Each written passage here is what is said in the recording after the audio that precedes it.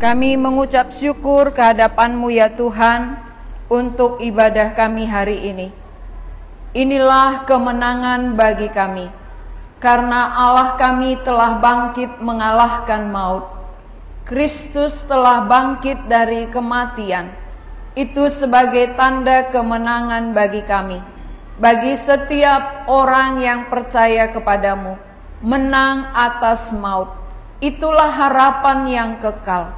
Kami bersyukur Tuhan, kami boleh mengenal Allah dengan benar. Kami boleh percaya kepadamu sebagai Allah kami. Itu merupakan kemurahan Tuhan. Kasih karunia yang terbesar, mengenal Allah dengan benar. Kami bersyukur Tuhan, kami boleh beribadah pada hari ini oleh karena kemenangan itu. Dan kami mau mendengarkan firman-Mu, supaya kami tahu bahwa lewat kebenaran firman, Kristus yang telah menang akan memberi kemenangan bagi kami, supaya hati kami benar-benar terbuka untuk mendengarkan suara Tuhan, dan Roh-Mu yang kudus yang tidak terbatas akan memberikan pengertian kepada kami masing-masing, supaya setiap jemaat yang hadir maupun yang mengikuti dari rumah mereka masing-masing mendapat berkat yang sama, karena Allah kami adalah Allah yang tidak terbatas. Kami rindu Tuhan, kuasa-Mu bekerja di tengah-tengah kami. Dalam nama Tuhan Yesus kami berdoa. Amin. Jemaat dipersilakan duduk. Mari kita membaca dari Injil Markus pasal 16 ayat 1 sampai 8. Markus pasal 16 ayat 1 sampai 8. Kita akan baca dalam bentuk responsoria. Saya ayat ganjil, kita semua ayat genap. Markus 16, 1 sampai 8. Kebangkitan Yesus. Setelah lewat hari Sabat, Maria Magdalena dan Maria ibu Yakobus serta Salome membeli rempah-rempah untuk pergi ke kubur dan meminyaki Yesus.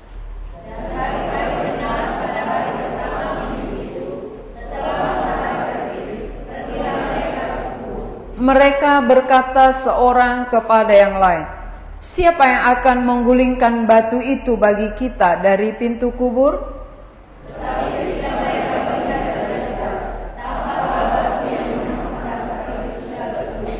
Lalu mereka masuk ke dalam kubur, dan mereka melihat seorang muda yang memakai jubah putih duduk di sebelah kanan.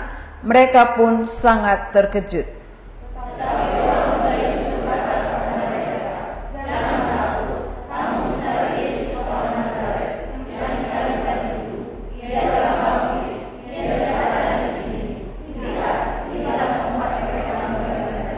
Tetapi sekarang pergilah, katakanlah kepada murid-muridnya dan kepada Petrus, ia mendahului kamu ke Galilea. Di sana kamu akan melihat dia seperti yang sudah dikatakannya kepada kamu.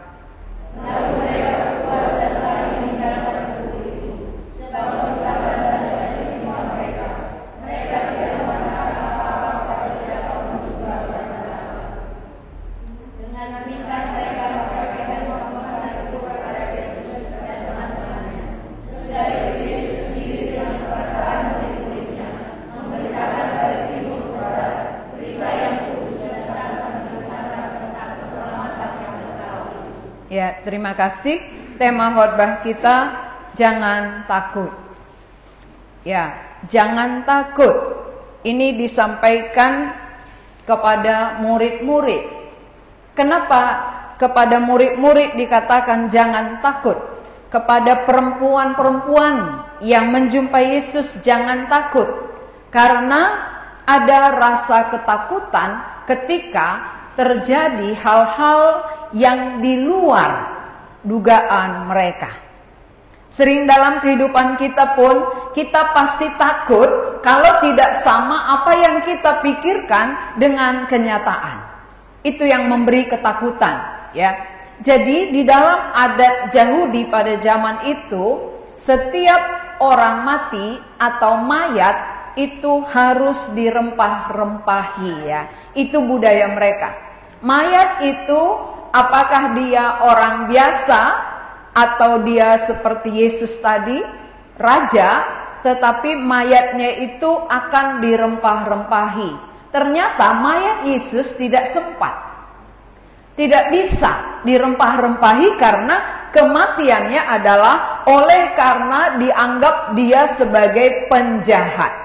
Jadi kalau penjahat gak pernah dirempah-rempahi, gak ada persiapan untuk merempahi mayat mereka, karena dia akan mati di kayu salib itu secara perlahan-lahan.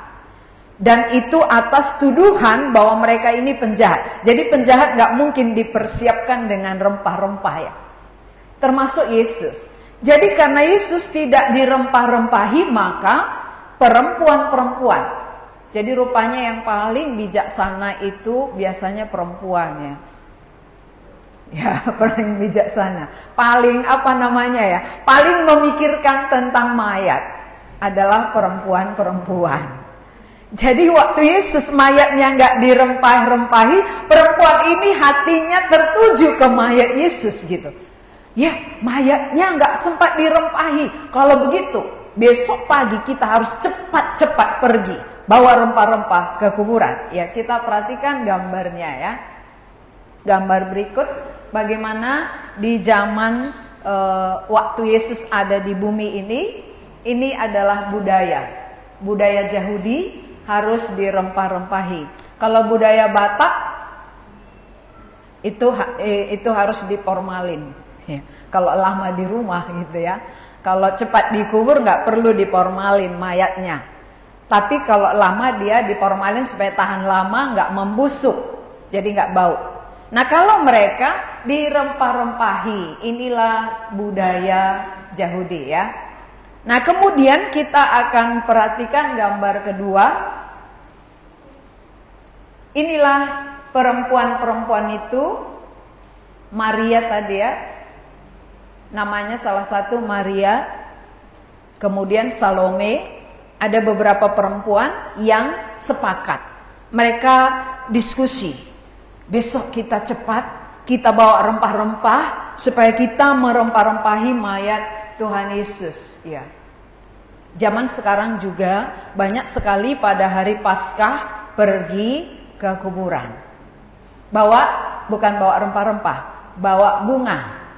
Ya, selain bawa bunga, bawa makanan, bawa rokok, bawa sirih.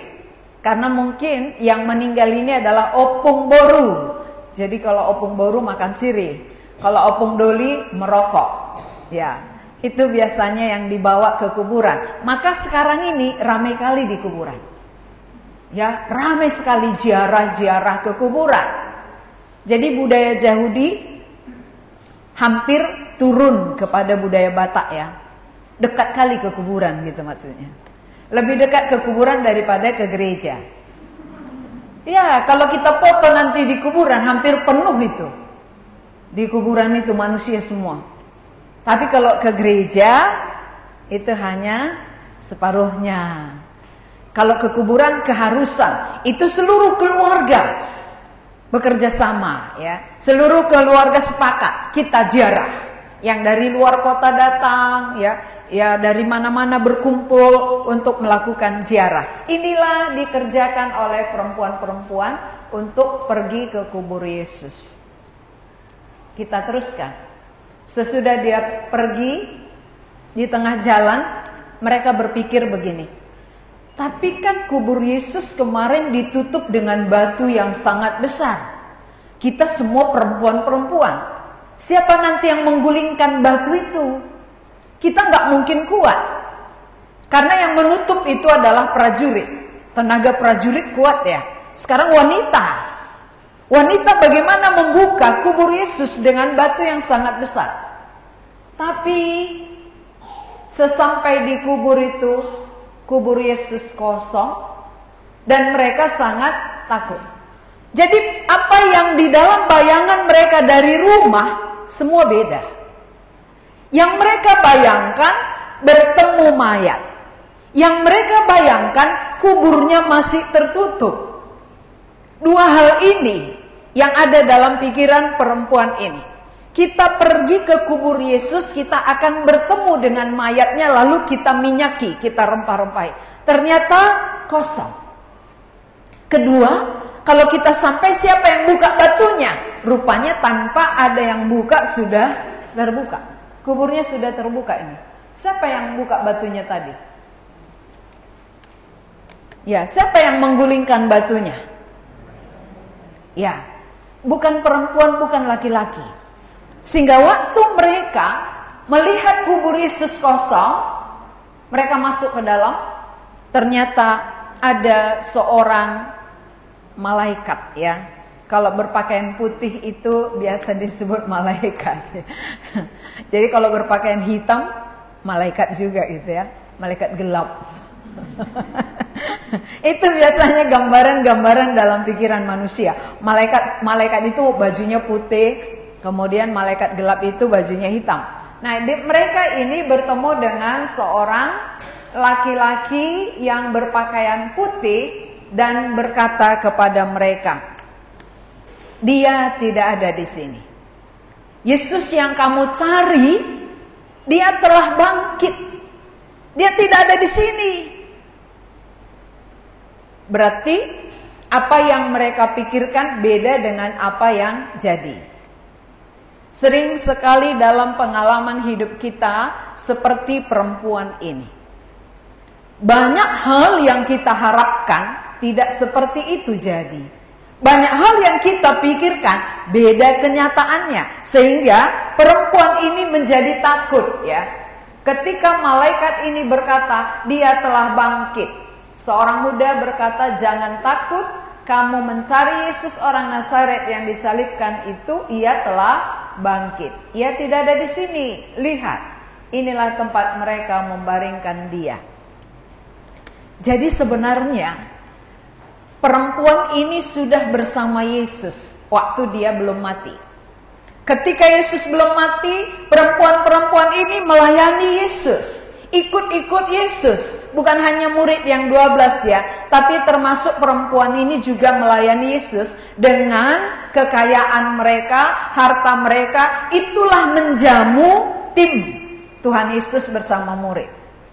Berarti pengajaran-pengajaran itu sudah masuk. Apa yang diajarkan oleh Yesus kepada murid pasti sudah sampai kepada perempuan. Tapi firman itu atau perkataan Tuhan hanya sekedar didengar, tetapi tidak dipercaya. Didengar, tidak dipercaya. Maka banyak orang Kristen yang bertahun-tahun mendengar, tapi tetap tidak ada pengaruh. Mengapa tidak ada pengaruh firman yang kita dengar? Karena kita tidak percaya apa yang disampaikan Tuhan. Lalu firman itu untuk apa? Itu hanya sebatas ilmu pengetahuan. Sampai di dalam pikiran, tahu.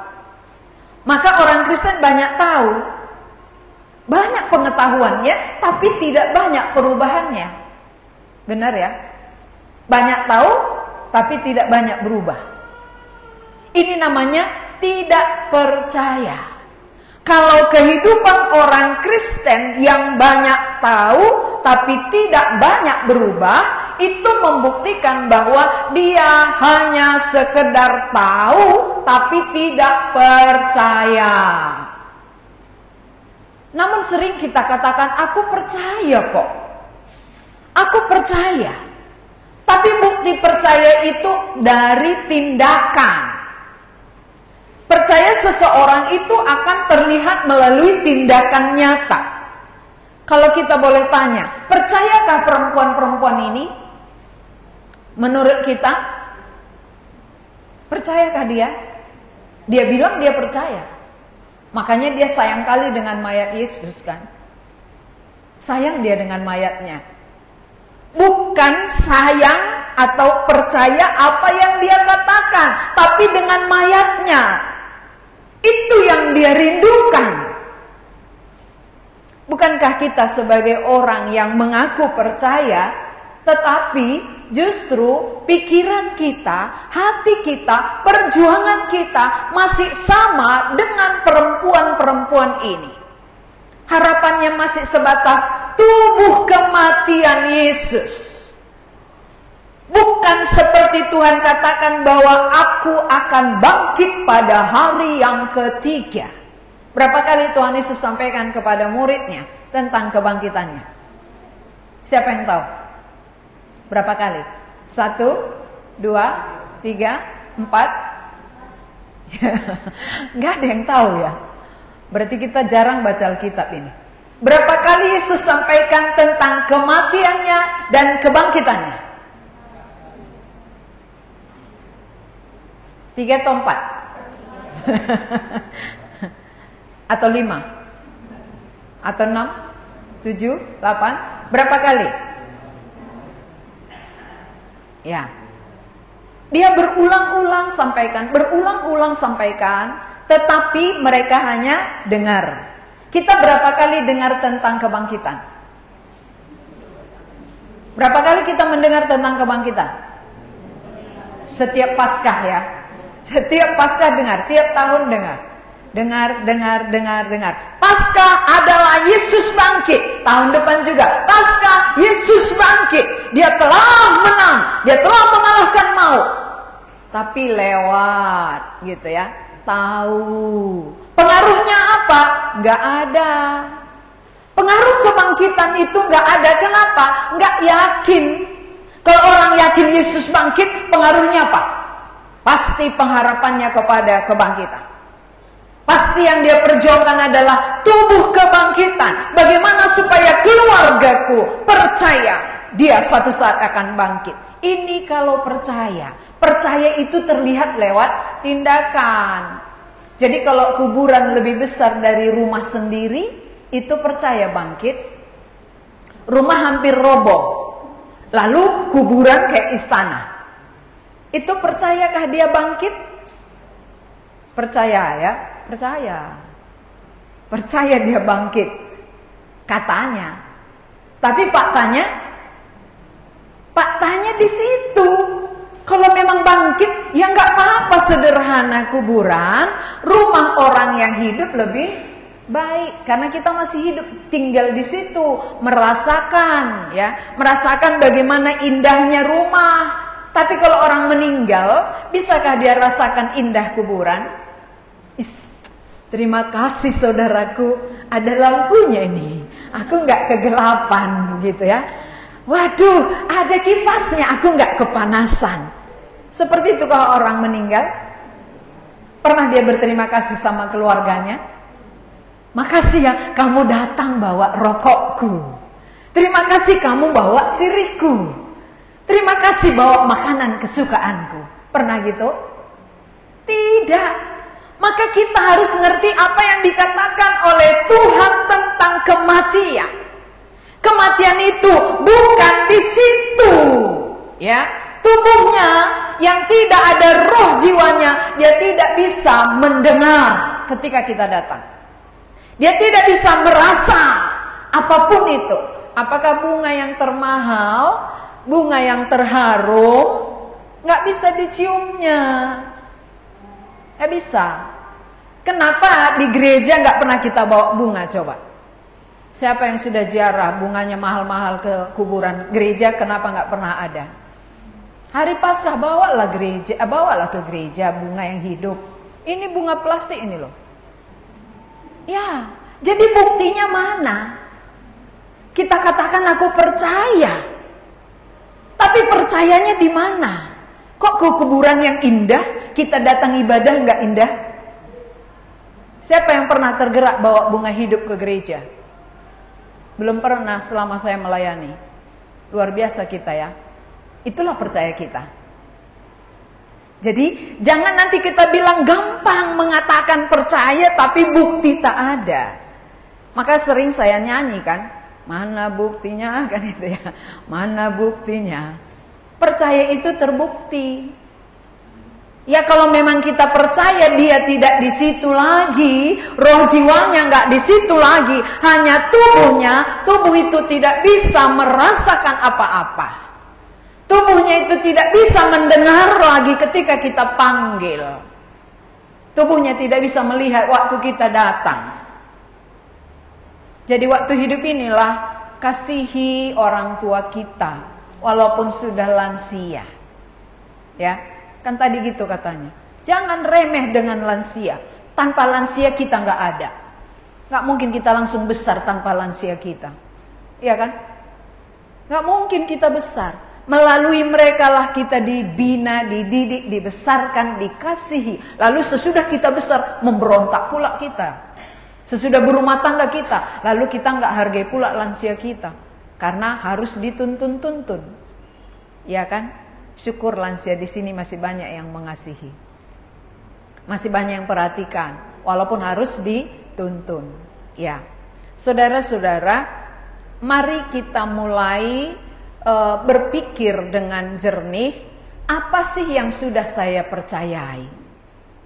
Kalau perempuan ini mengatakan aku percaya apa yang Tuhan katakan, tapi dia cari mayat Yesus, itu nggak sejalan. Nggak sejalan percayanya dengan apa yang dia lakukan. Lalu kita juga, kalau kita katakan aku percaya ada tubuh kebangkitan, tapi kuburan yang kita perbesar, itu tidak sejalan. Kalau sejalan berarti, ya kuburan ya biarlah sederhana, yang penting orang hidup yang diperhatikan. Selagi orang hidup kita kasihi, lebih berguna daripada sesudah mati kita perhatikan. Ya, setuju nggak setuju, harus setuju. Ya. Banyak mungkin gak setuju, tapi harus setuju karena itu kebenaran. Dari sini setuju? Enggak? Ya, setuju karena dipaksa tadi ya. Setuju? Iya, setuju katanya, lemas dia. Gimana lah, udah budaya. Memang kuburan itu kayaknya kalau nggak dijumpai, nggak selesai tugas gitu. Tapi kalau ke gereja nggak dijumpai, nggak masalah. Ya, ke gereja berbulan-bulan nggak masalah. Tapi kalau ke kuburan nggak pergi ziarah, kayaknya berdosa gitu ya. Kayaknya ada rasa dosanya. Berdosa kali aku kepada orang tuaku katanya. Waktu hidup dibantahi nggak berdosa rasanya. Waktu hidup dilawani nggak berdosa, tapi mayatnya berdosa. Sadarlah. Mari kita sadar. Orang yang telah mati tidak akan mengerti apa-apa lagi. Walaupun kita datang, dia tidak tahu. Walaupun kita rawat, dia tidak mengerti. Maka yang perlu dikasihi adalah selagi hidup. Jadi kasihilah pasangan kita waktu hidup ya. Jangan nanti sesudah mati baru kita tangisi. Lebih baik sekarang kita kasihi walaupun dia bandel. Ya, bisanya pasangan kita bandel ya. Bandel dikasih tahu, tapi ya kasihilah selagi ada. Kalau sudah nggak ada, mau dikasihi pun nggak ada artinya. Kasihilah orang tua kita selagi ada. Kalau sudah ada, mau jerit-jerit pun ke kuburan, nggak ada arti. Nggak akan didengarnya lagi kita jerit. Ya, ini harus masuk ke dalamnya. Oh iya ya, nggak dengar rupanya dia, nggak tahu rupanya dia. Apapun ku bawa dia nggak bisa rasakan, nggak bisa nikmati. Maka yang perlu adalah ketika manusia masih hidup dikasih. Nah, Tuhan Yesus pun demikian. Apa yang dia katakan itu yang perlu dicerna. Apa yang disampaikannya itu yang perlu diimani. Itulah yang membuat Tuhan bangga. Bukan mayatnya itu yang dirempahi. Maka waktu mereka mau melakukan apa yang baik menurut mereka, mereka tidak berjumpa Yesus. Ngerti ya? Ngerti maksudnya ya? Mereka mau merencanakan, mereka mau melakukan apa yang baik menurut hati dan pikiran mereka, tetapi karena bukan itu yang Allah kehendaki, maka tidak bertemu. Mereka tak bertemu, kubur kosong. Jadi yang bertemu hanya malaikat. karena malaikat itu adalah pesuruhnya Tuhan, pelayan Tuhan. Maka pelayan Tuhan yang menyampaikan kepada perempuan ini supaya mereka mengingat kembali apa yang pernah disampaikan Tuhan kepada mereka, bahwa dia akan bangkit. Dia tidak selamanya di kuburan. Jadi kenapa perempuan ini takut? Karena bayangan dengan kenyataan beda, harapan dengan fakta beda. Banyakkah harapan kita berbeda dengan kenyataan? Banyak sekali ya. Harapan-harapan kita nggak jadi seperti yang kita pikirkan, nggak jadi, itu muncul ketakutan-ketakutan.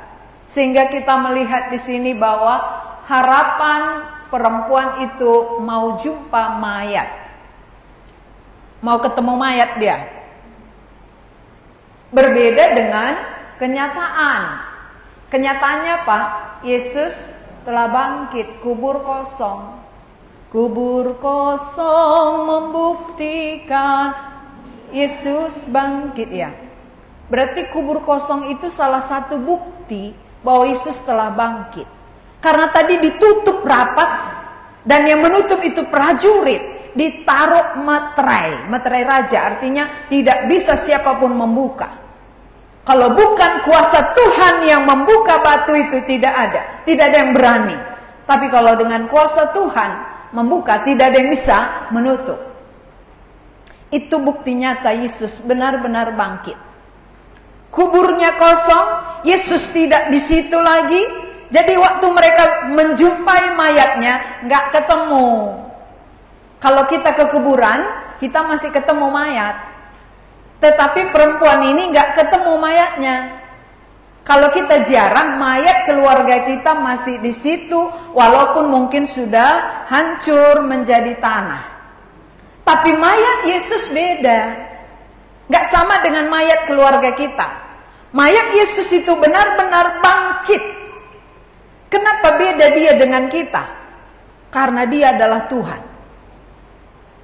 Tuhan Yesus adalah Tuhan satu-satunya yang pernah mati dan bangkit, membuktikan bahwa dia berkuasa atas maut, bahwa Yesus itu berkuasa atas kematian, mengalahkan maut. Sehingga kalau dia telah mengalahkan maut, maka ada kemenangan bagi kita. Kalau Yesus tidak bangkit, kita semua pasti mati dan mati kekal. Tapi dengan bangkitnya Yesus ada harapan bagi kita. Sebab dia hidup, ada hari esok. Sebab dia hidup, ku tak gentar. Ya, kalau ada kebangkitan membuat kita tak gentar. Karena ada kebangkitan Yesus membuat ada hari esok. Berarti kalau Yesus mati, gak ada hari esok. Kita hanya berputar-putar nunggu kematian saja, lalu binasa. Tapi bangkitnya Yesus memberi hari esok yang penuh harapan kepada kita. Itulah satu kemenangan bagi umat Kristen. Itulah satu kemenangan bagi kita yang percaya kepada Kristus yang telah bangkit. Jadi ini bukan murahan saudara ya. Kebangkitan Yesus ini bukan teori belaka, tetapi fakta, kenyataan. Jadi kalau fakta membuktikan bahwa Yesus telah bangkit, ini adalah pengharapan yang melebihi daripada harapan dunia. Kalau perempuan itu tadi harapannya adalah bisa merempah-rempahi mayat Yesus, tetapi justru dengan kebangkitan ini harapan baru muncul. Tidak hanya bertemu mayat, tetapi walaupun mayatnya nggak ada lagi, tapi ada tubuh kebangkitannya. Dan tubuh kebangkitan ini menjamin kita akan bangkit sama seperti dia. Jadi kuburan kita itu tempat persinggahan. Kalau pesawat biasanya dikatakan dengan transit. Ya, kalau dia menuju satu tempat, ada persinggahan itu namanya transit. Jadi kalau kita menuju surga, kuburan adalah tempat transit. Setuju ya? Transit sebentar sebelum Yesus datang. Kalau nanti dia datang, dia akan jemput kita dari tempat transit kita. Jadi kalau saudara mati, transit dulu di kuburan. Kalau saudara keluarga kita yang sudah meninggal, tapi dia percaya akan kebangkitan Yesus, dia sedang transit. Ya, di kuburannya dia sedang transit, menunggu kedatangan Yesus. Berarti waktu dibangkitkan nanti kita sama-sama. Maka kalau ada orang tua, keluarga yang sudah percaya, tapi kita belum, berjuanglah supaya kita sampai kepada iman yang sama, agar kita sama-sama dibangkitkan oleh Tuhan. Kalau enggak nanti kita beda tempat. Di bumi kita saling mengasihi karena satu keluarga dalam darah daging. Tapi kalau tidak sama iman kita kepada satu pribadi Yesus yang bangkit, kita akan dipisahkan.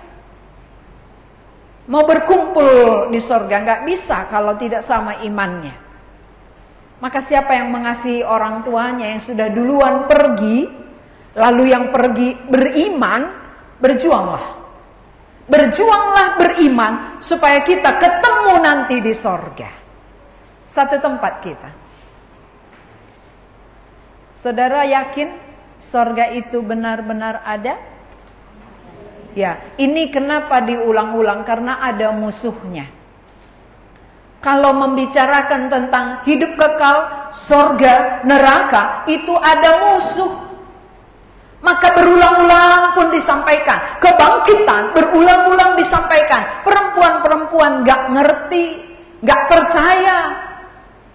Karena apa? Ada musuh. Jadi kepada kita pun hari ini sama ya. Sama musuh itu akan terus bekerja, menggerogoti apa yang sudah kita dengar untuk membuat semuanya itu kita ragukan. Meragukan firman, meragukan kebenaran, supaya yang kita perjuangkan hanya sebatas mayat. Ngerti maksudnya perjuangan sebatas mayat? Kalau perjuangan kita hanya sampai mati saja, berarti perjuangan kita hanya sampai mayat. Sama itu. Siapa yang perjuangannya hidup ini hanya sampai mati saja, berarti sama dengan perempuan itu yang berharap bertemu mayat Yesus. Coba kita bayangkan, kalaulah tadi perempuan itu bertemu dengan mayat Yesus, adakah harapan bagi kita? Gak ada. Adakah hari esok? Tidak ada. Adakah kebangkitan? Tidak ada. Maka sebenarnya lebih berguna dia nggak bertemu mayat daripada bertemu. Kalau berjumpa dia dengan mayat Yesus, membuktikan tak ada kebangkitan, tak ada kemenangan atas maut. Kalau Allah kita pun tidak bangkit, nggak mungkin kita bisa dibawanya bangkit. Tapi karena Allah kita yang kita percaya bangkit pada hari ketiga, maka kita punya keyakinan, aku pun satu saat akan bangkit. Inilah iman percaya kita, memberi harapan baru, memberi hari esok yang penuh dengan pengharapan yang kekal. Tidak pengharapan yang semu, pengharapan sementara, pengharapan yang berakhir. Semua harapan-harapan kalau hanya sampai di kuburan, itu pengharapan yang semu namanya. Katakanlah kita dapat jabatan yang sangat tinggi, dihormati oleh semua orang, dan apa yang kita mau kita dapatkan semua. Tapi kalau hanya sampai di kuburan, tinggallah di situ. Selamat tinggal.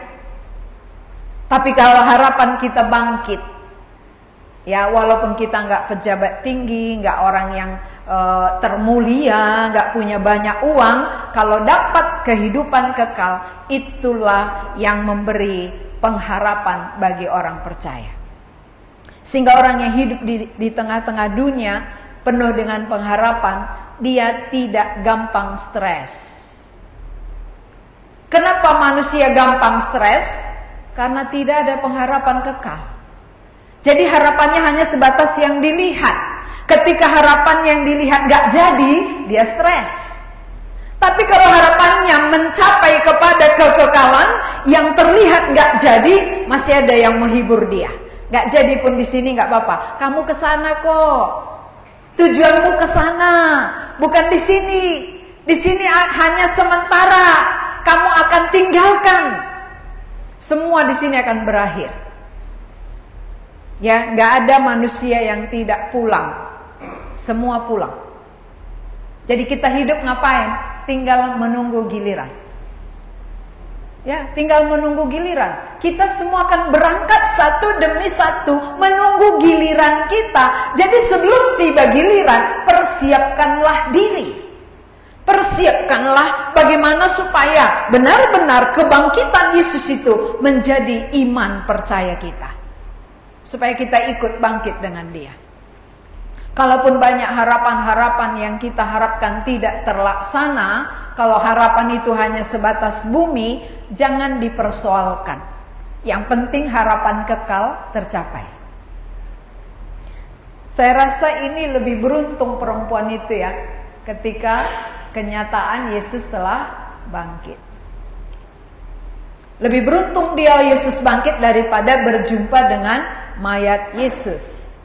Bisa saja begini, kalau semua harapan kita terlaksana, apa yang kita harapkan jadi, apa yang kita inginkan semua seperti itu, bisa-bisa melalui itu kita tidak cari Tuhan dengan sepenuh hati. Maka kadang-kadang ada kegagalan, ada kekecewaan, ada pergumulan, ada masalah bertubi-tubi, Tuhan izinkan supaya melalui itu caranya kita cari Tuhan dengan serius. Karena kalau semua mulus, manusia ini sulit. Kalau semua beres, manusia merasa bisa. Aku bisa kok tanpa Tuhan. Aku mampu kok tanpa Tuhan gitu. Tapi kalau ada kegagalan, ada persoalan, ada masalah, ketika hal itu jadi, baru kita sadar, aku rupanya sangat terbatas. Aku membutuhkan Tuhan. Tanpa Tuhan, aku tidak ada apa-apanya. Tanpa Tuhan, aku tidak bisa berbuat apa-apa. Dan aku tidak ada apa-apanya. Maka aku sangat memerlukan Dia. Jadi bersyukurkah saudara kalau ada problem atau mempersalahkan Tuhan? Ada pergumulan, ada kesulitan ekonomi. Bisa saja ya lewat kesulitan ekonomi kita ketakutan. Takut anak cucu gak makan. Padahal Tuhan berikan yang terbaik. Mata kita supaya tertuju kepada Allah yang memelihara anak cucu kita. Tuhan yang melihara, bukan kita. Siapa rupanya kita? Kita aja karena dikasih maka bisa makan. Ya berarti anak cucu kita pun pasti Tuhan kasih, Tuhan peliharakan gitu. Nah saudara-saudara, hari ini jelas ya, waktu perempuan ke kuburan dia tidak bertemu mayat Yesus. Waktu saudara ketemu waktu kita ziarah ke kuburan, kita bertemu dengan mayat. Tapi tidak bertemu dengan roh jiwa. Ingat itu, beda ya. Mayat Yesus tidak ditemukan karena Dia telah bangkit. Mayat keluarga kita masih ada, tapi roh jiwanya nggak ada. Nggak di kuburan lagi roh jiwanya. Maka Dia nggak bisa lagi berbicara kepada kita. Kenapa sekarang kita bisa berbicara? Karena masih ada roh dan jiwa kita. Kalau sudah nggak ada, nggak bisa ngomong. Makanya siapa yang rajin ziarah kan nggak pernah ngomong dengan keluarga kita itu ya. Coba angkat tangan, ada yang pernah ngomong dia. Lama kali kau datang. Gak ada ya. Sikit kali kau bawa bunganya. Gak pernah. Itu artinya bahwa yang kita jumpai hanya mayat. Beda dengan Yesus. Mayatnya sudah bangkit. Berarti kalau Dia bangkit, semua mayat-mayat yang di kuburan itu nanti akan dibangkitkan. Ya, akan dibangkitkan. Dengan tubuh yang baru. Kalau itu tubuh binasa. Nanti yang bangkit adalah tubuh baru yang bisa bertahan di neraka. Jadi yang ke neraka pun dibangkitkan untuk dihukum. Kalau binasa dia kan berarti nggak menderita dia kan. Ini akan dibangkitkan untuk dihukum di neraka sampai selama-lamanya. Api tak padam-padam. Dibangkitkan untuk ke sorga juga selama-lamanya. Berarti itulah perjuangan utama kita. Bagaimana supaya kita bangkit bersama Yesus yang telah bangkit. Kalau begitu kemana perlu kita bawa bunga yang hidup dan harum? Nggak salah kita bawa bunga ke kuburan, nggak salah. Tapi jangan lupa ke gereja lebih harum lagi bagi orang yang datang ya. Kalau ke kuburan siapa yang menciumnya? Orang lewat-lewat jauh kok ya. Paling dilihat dari jauh. Tapi ke gereja kita ikut menikmatinya. Jangan lupa itu maksudnya. Ya, kalau bawa bunga ke kuburan bawalah ke gereja ya. Ya, yang kedua, kalau ke kuburan nggak akan jumpa dengan roh jiwa keluarga kita, nggak akan ada dia di situ. Jadi nggak usah panggil-panggil ya, jangan jerit-jerit. Bagaimanapun saudara jerit-jeritnya nggak akan pernah dia nyahut. Oh, katanya kan, nggak pernah. Iya tadi lagi nyuci aku maka nggak dengar kan nggak gitu ya. Lagi masak tadi makanya nggak ku dengar kau panggil, nggak ada. Jadi nggak usah capek ya menjerit-jerit nangis-nangis sementara yang dengar nggak ada. Lebih baik yang hidup ini kita tangisi. Saudara keluarga yang masih hidup tangisilah mereka supaya jiwanya bisa diselamatkan. Tuhan, keluargaku sian itu kok bandel kali dia. Saudaraku ini kok keras sekali kepalanya, gitu ya. Itu yang perlu kita doakan. Lembutkanlah Tuhan supaya dia bisa berbalik kepadamu. Setuju? Ya, setuju. Yang mana kita setuju? Setuju ya. Bahwa Yesus nggak ada lagi di kuburan. Nah, jadi apa sering harapan saudara? Harapan kita perkara-perkara lahiriah itu tidak akan ditemukan, tetapi Tuhan beri harapan yang baru. Itulah hidup yang kekal, kebangkitan. Mari kita punya pengharapan akan bangkit. Kalau orang punya pengharapan bangkit, dia pasti punya semangat yang baru. Semangat baru untuk hidup bagi Tuhan. Karena satu saat nanti akan bertemu dengan Tuhan. Bangkit jumpa dengan Tuhan. Jadi siapa yang sudah putus asa, bangkitlah. Karena Yesus telah bangkit. Ada yang sudah putus asa? Iya, putus asa pun aku hidup ini. Sulit kali ekonomi katanya ya. Karena ekonomi sulit dia putus asa. Kalau jiwanya nggak selamat nggak pernah dia putus asa. Harusnya jiwa kita yang binasa yang kita tangisi ya, bukan ekonomi sulit. Kalau ekonomi sulit, tanam ubi dimanapun tumbuh kok.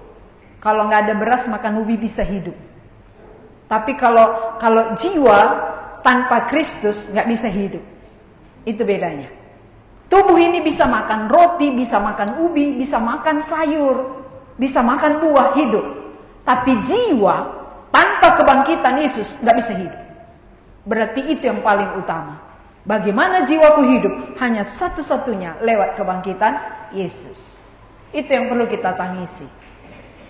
Ya, mari kita berdoa.